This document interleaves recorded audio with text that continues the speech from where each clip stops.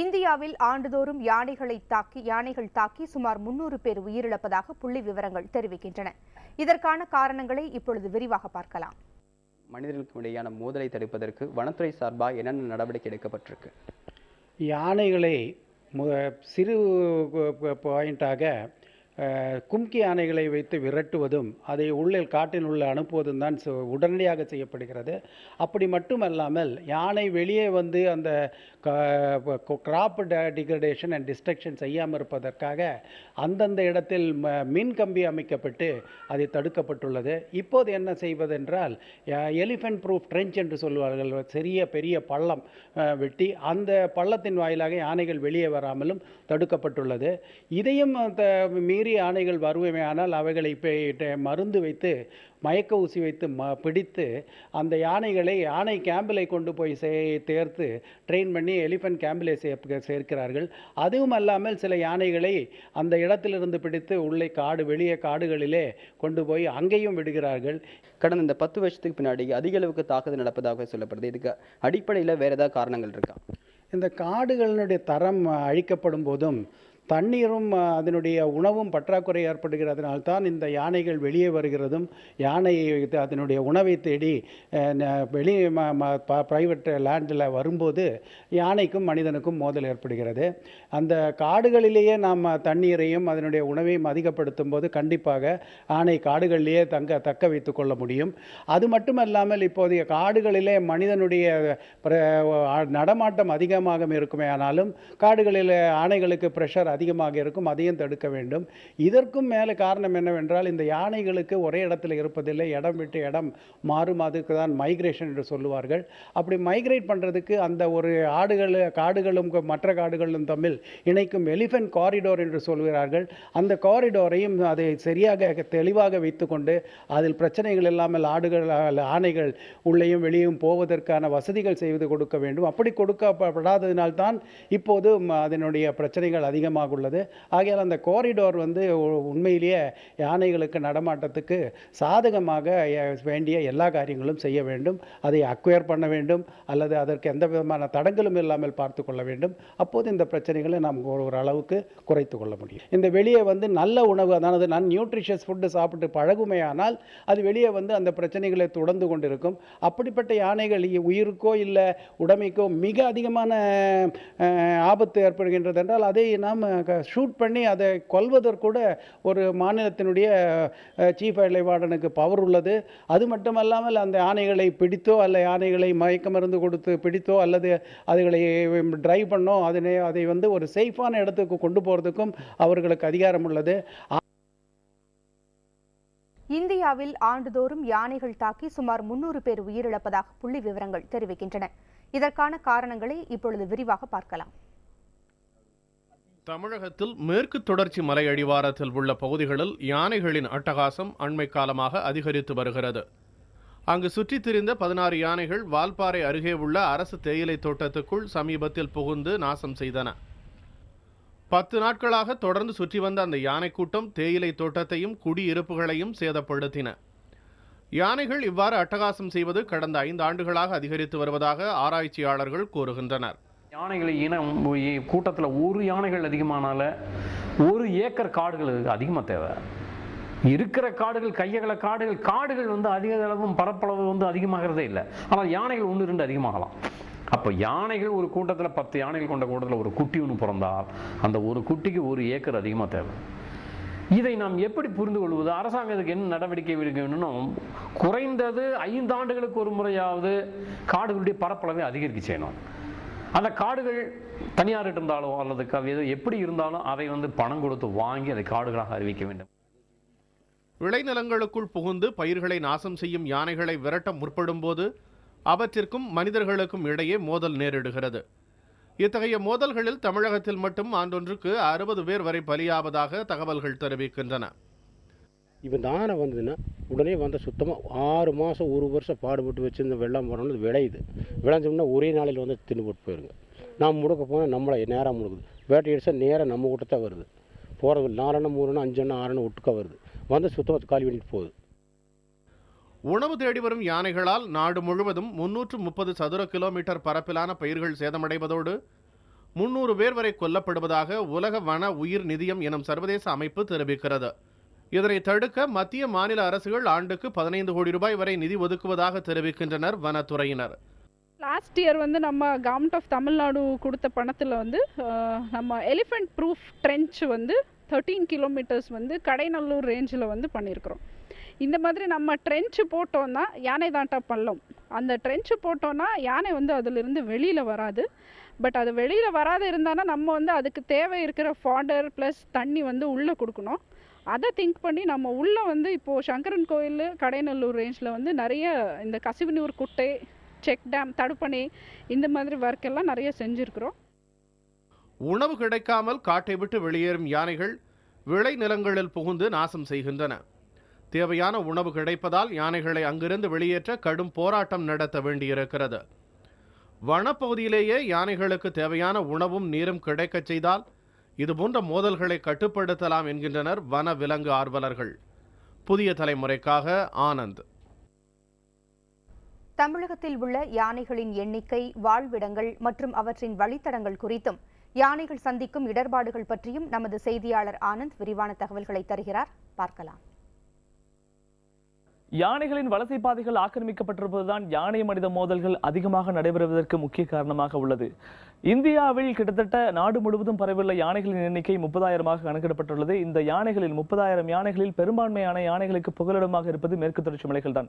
இந்த மேற்கு தொடர்ச்சி மலைகளை பொறுத்தவரை பார்த்தோமேயானால் குஜராத் மற்றும் மகாராஷ்டிரா மாநில எல்லைப்பகுதியில் தொடங்கி தமிழகத்தின் கடைகோடியான கன்னியாகுமரி மாவட்டம் வரை நெடுந்துள்ள கிட்டத்தட்ட 1600 கிலோமீட்டர் தொலைவில் உள்ள மலைத்தொடராகும். இந்த மலைத்தொடர் தமிழகத்தில் பரவியுள்ள பகுதிகளான கோவை, ஈரோடு, திண்டுக்கல், திருநெல்வேலி உள்ளிட்ட மாவட்டங்களில் தமிழகத்தில் மட்டும் கிட்டத்தட்ட 4000 யானைகள் இருப்பதாக கணக்கிடப்பட்டுள்ளது.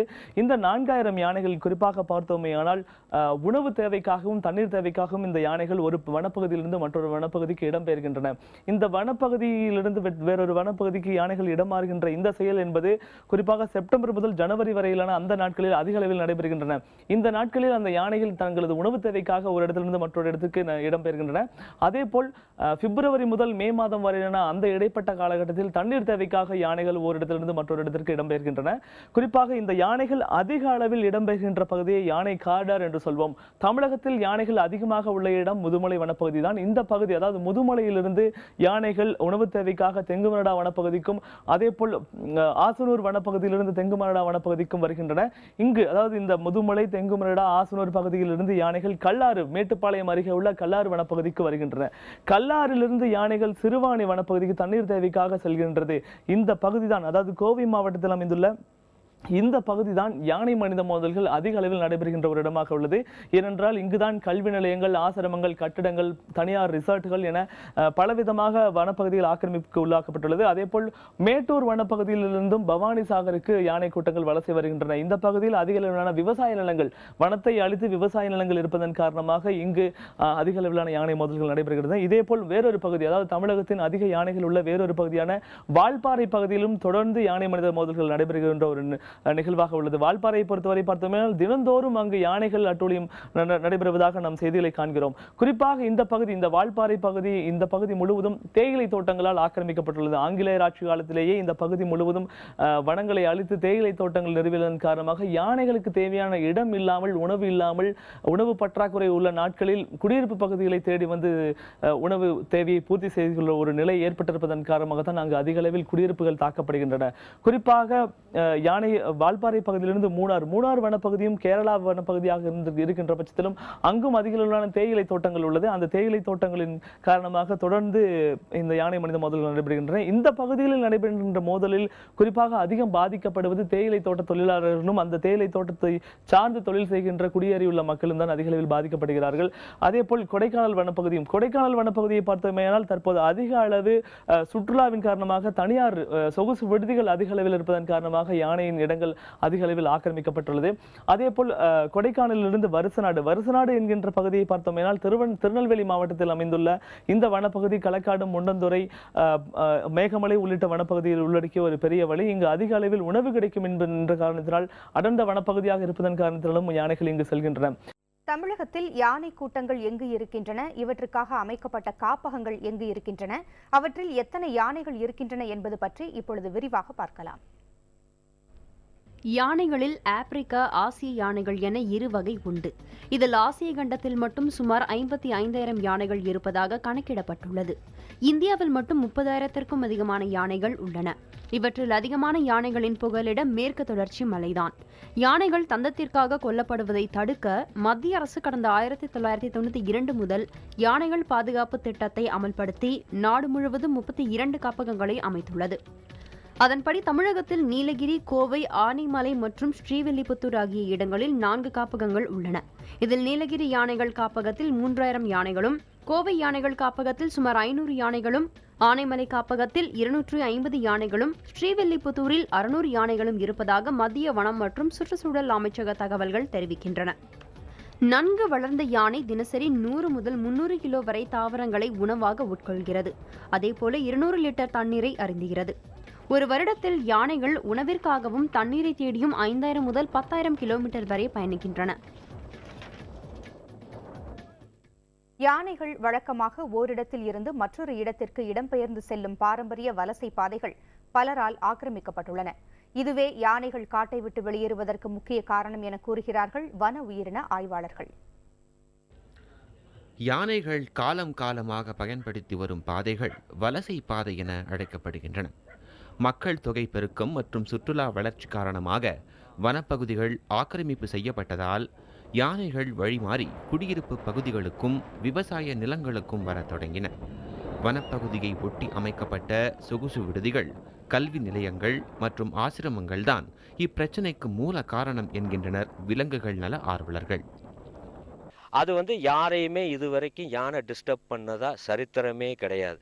ஆனால் பார்த்தீங்கன்னா இன்னைக்கு அங்கங்கே அந்த காலத்தில் எஸ்டேட் இருந்துச்சு. எஸ்டேட்டுக்கு முதலாளிங்க போவாங்க, ஒரு சின்ன இடம் இருக்கும், அதில் தங்கிக்குவாங்க, வந்துடுவாங்க. இன்றைக்கி வசதி பெருக பெருக உங்களுக்கு பார்த்தீங்கன்னா கம்ப்ளீட்டாக பெரிய பெரிய காங்கிரீட் ஜங்கிள்ஸ் கட்டுறாங்க.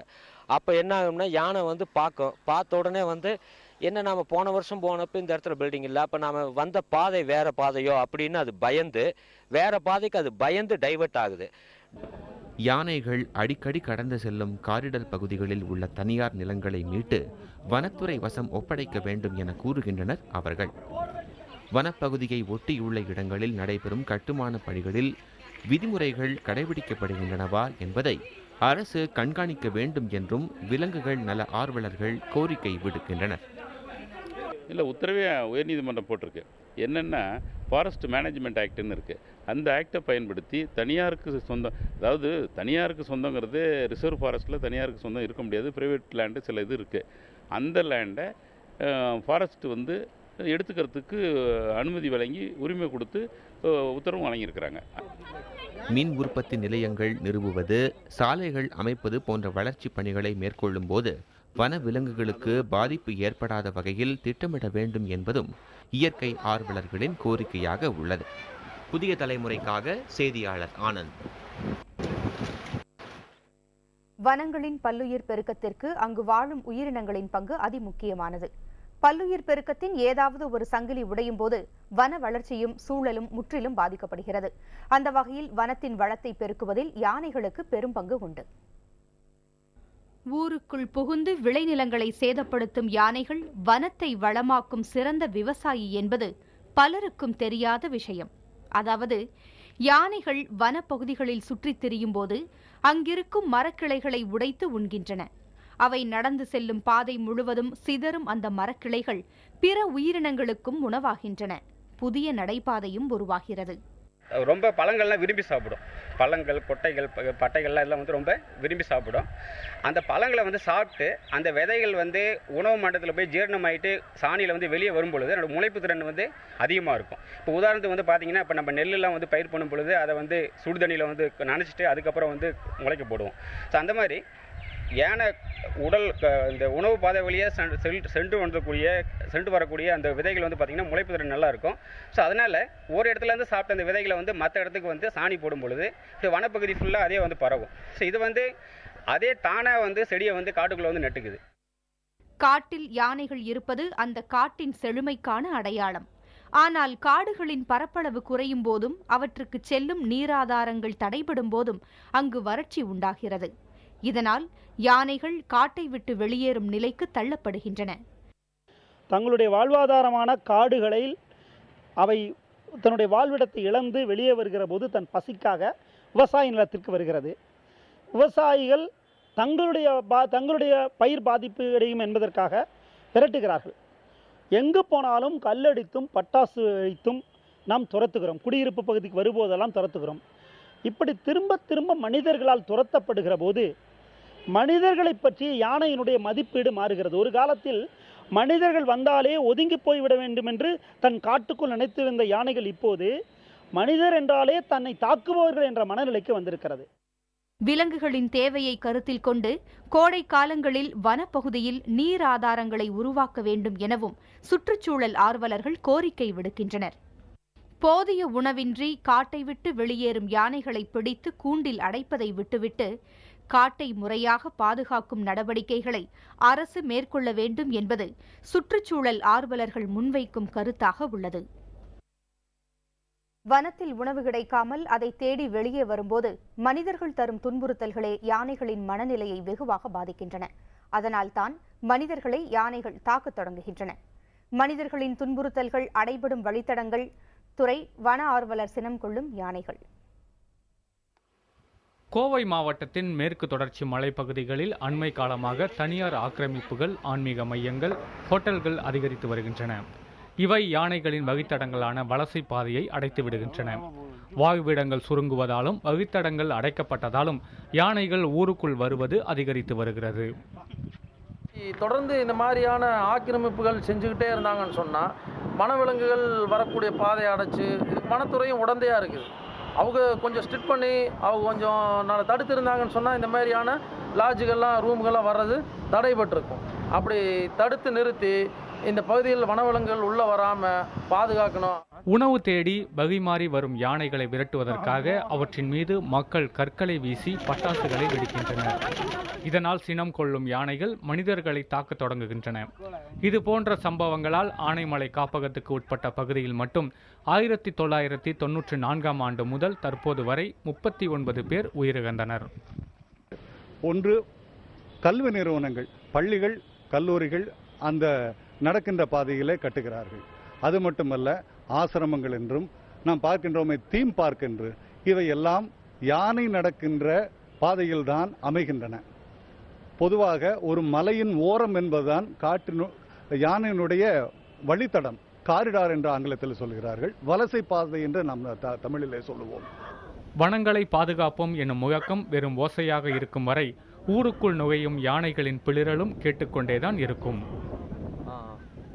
காலம் காலமாக இருந்த வழித்தடங்கள் மறைக்கப்பட்டதாலும் தொடர்ந்து மனிதர்களின் துன்புறுத்தலாலும் யானைகள் மனித மோதலை தடுக்க முடியாத ஒன்றாக மாறிவிட்டது. புதிய தலைமுறைக்காக கோவையிலிருந்து சுதீஷ்.